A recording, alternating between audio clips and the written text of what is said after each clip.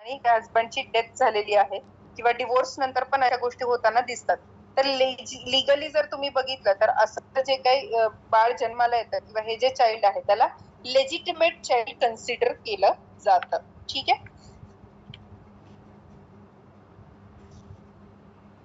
त्यानंतर असं होतं कधी कधी की आर्टिफिशियल इन्सेमिनेशननी बेबी बर्थ झालेला असतं आणि दोन्ही पेरेंट्स मदर आणि फादर दोघांची एकत्र डेथ होऊन जाते. तर अशा वेळेला प्रॉपर्टी ही जी आहे ती हायर करता येते. ठीक आहे. त्यानंतर there are chances that a woman may be inseminated by the semen of her close relative, may be father or a father in law. So कधी कधी असं होतं की म्हणजे लोकांमध्ये एकतर हे आर्टिफिशियल इन्सेमिनेशन डोनर्स वगैरे त्याच्या कन्सेप्ट डोक्यात बसल्या पाहिजे. जनरली आपण जर बघितलं तर एव्हरीवन थिंक्स की बाबा आमच्याच म्हणजे हमारे खून का कोई होना चाहिए किंवा अशी एक कन्सेप्ट असते लोकांमध्ये की त्यांच्याच जीन्स त्यांना पुढे कॅरी करायचे असतात. तर मग अशा वेळेला मग ते आर्टिफिशियल डोनर म्हणून स्वतःचे फादर इन लॉ किंवा close relative like brother in law, कधी कधी फादर हिमसेल्फ वगैरे ह्यांचं सिमेन सॅम्पल हे डोनर म्हणून यूज केले जाऊ शकतात. ठीक आहे. त्यानंतर डिवोर्स जर झाला एखाद्या कपलमध्ये तर डिस्प्यूट्स निर्माण होऊ शकतात की जे काही सीमेन आहे किंवा एग्ज आहेत जे प्रिझर्व केले गेलेले आहेत तर हे कोणाच्या कस्टडीमध्ये जातील ह्याच्यावर पण डिस्प्यूट्स होताना दिसतात. डिवोर्स झाल्यानंतर सपोज जर बेबी बर्थ झालेला असेल तर मग अशा वेळेला हे बेबी कोणाच्या कस्टडीमध्ये राहील ह्याचं पोस्ट डिवोर्स तुम्हाला हे प्रॉब्लेम्स येऊ शकतात, लीगल प्रॉब्लेम्स. ठीक आहे.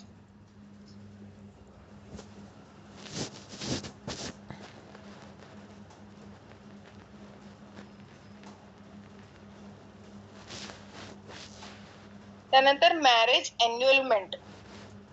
तर हे काय प्रोसेस आहे तर ह्याच्याविषयी तुम्हाला जास्त नाही एक्झामला विचारलं जात पण तुम्हाला कधी कधी वायवाला वगैरे विचारलं जातं किंवा तुम्हाला थोडंफार नॉलेज यातलं असणं मस्ट आहे for your practice purpose also.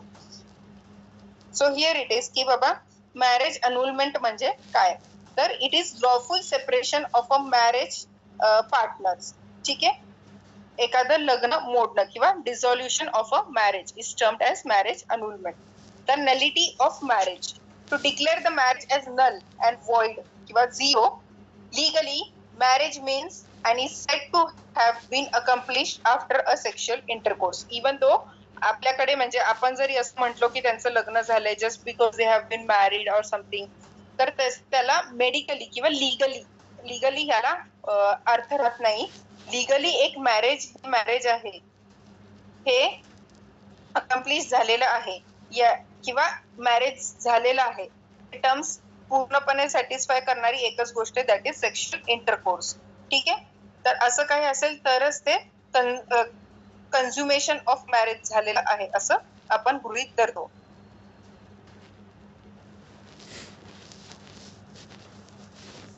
त्यामुळे अशा काही प्रसंग झाले असतील की बाबा त्या हजबंड आणि wife never had a intercourse with each other तर अशा मॅरेजेसला आपण नल किंवा वॉइड असं डिक्लेअर करू शकतो. लीगल टर्म्स मध्ये बोलतीये मी. हे ऍक्च्युली म्हणजे असं आपण जर बाहेर कुठे समाजात बोललं तर त्याला काही व्हॅल्यू राहणार नाही बिकॉज किंवा आपण जिथे म्हणजे आपल्या समाजामध्ये वेडिंग इज कन्सिडर्ड एज एखादा विधी केला आणि त्या दोघांचं लग्न झालंय असं म्हणूनच लग्न कन्सिडर करतात. I am only talking clearly talking in the terms of legal terms की लिगली त्या दोघांचं लग्न झालेलं आहे. हे जर तुम्हाला बघायचं असेल तर it is only accomplished after sexual intercourse. जर असं काही नसेल किंवा असं कधी झालेलंच नसेल तर हे मॅरेज नल आहे किंवा हे मॅरेज वॉइड आहे असं कन्सिडर करू शकतो आणि हे लग्न कधी एक्झिस्टच नव्हतं झालं असं लॉ मध्ये सांगितलं जातं. तर nullity of a marriage may be possible on ground of की बाबा काय गोष्टी आहेत की जिथे आपण नलिटी म्हणूनच कन्सिडर करतो.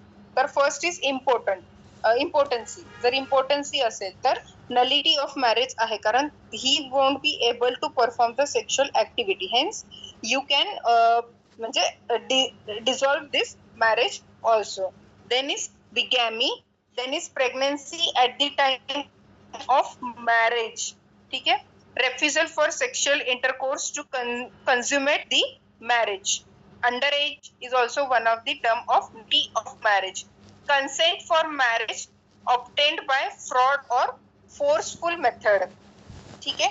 Then there are conditions where you have incurable insanity, okay, or there are incurable virulent forms of leprosy. All these are the terms where you will have nullity of marriage. ठीक है.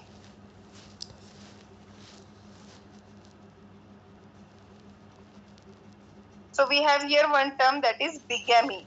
So what is bigamy? Bigamy is being married to two different people at one same time. Okay, that also refers to nullity of marriage. Now what is divorce?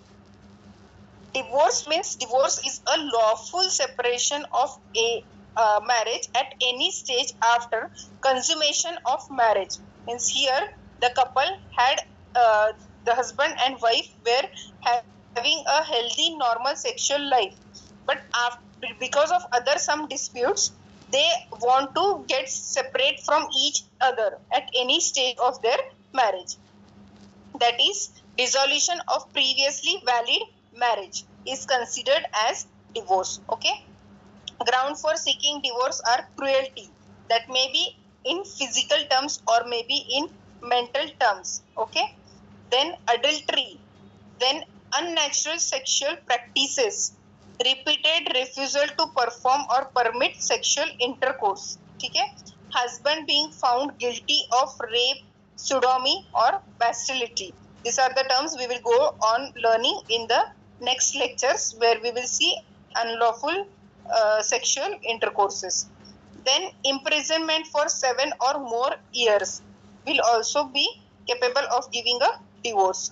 Incurable communicable venereal diseases. A partner not heard to be alive for 7 years. 7 वर्षापासून बेपत्ता झालेला असेल तर मग ती lady divorce घेऊ शकते. ठीक आहे. Desertion for more than 2 years. त्यानंतर चेंज रिलीजन और divorce with the help of mutual consent. तर हे काही ग्राउंड्स आहेत, त्याच्यावरती तुम्ही डिवोर्स घेऊ शकता किंवा डिवोर्स हे फाईल होऊ शकतात. ठीक आहे. This is all for today's lecture. Now next we will go for abortion. Tomorrow is a holiday. We will learn about it on Wednesday, Thursday. ठीक आहे. अबॉर्शनचं म्हणजे अबॉर्शनचं टॉपिक आपण बघण्याआधी इट इज व्हेरी नेसेसरी की तुम्हाला काही गोष्टी माहिती असल्या पाहिजे, किंवा ऍटलिस्ट प्रेग्नन्सी आणि डिलिव्हरी यातल्या थोड्याफार गोष्टी तुमच्या माहितीमध्ये असल्या पाहिजे, तर तुम्हाला हे पटपट समजेल. आणि ह्याच्यामध्ये आपल्याला MTP एक ऍक्ट येणार आहे. त्यानंतर नॅचरल अबॉर्शन कशाने केलं जातं, काय होतं, काय कॉम्प्लिकेशन्स आहे, क्रिमिनल अबॉर्शन होतात का, काय होतात, कसे होतात, ह्या गोष्टी.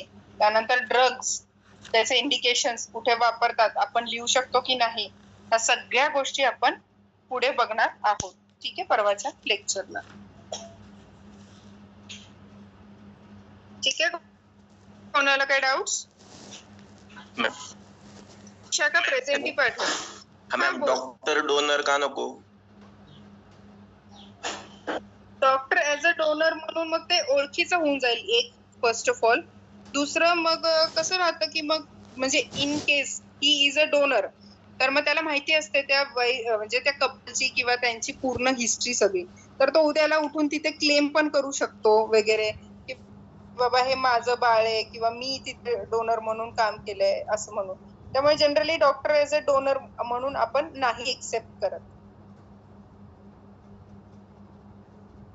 ऍटम्स होतात, पण असं नाही की नाहीच केलं पाहिजे किंवा असं लॉ नाहीये की त्यांनी केलं तर त्याच्या विरोधात काय कायदा होईल. पण जनरल टर्म्स मध्ये तो स्वतःच सॅम्पल घेऊन कशाला म्हणून दुसऱ्याच्या ह्याच्यामध्ये म्हणजे इन्सेमिनेशनच्या प्रोसेस मध्ये वापरला, म्हणून मी प्रिफर करत.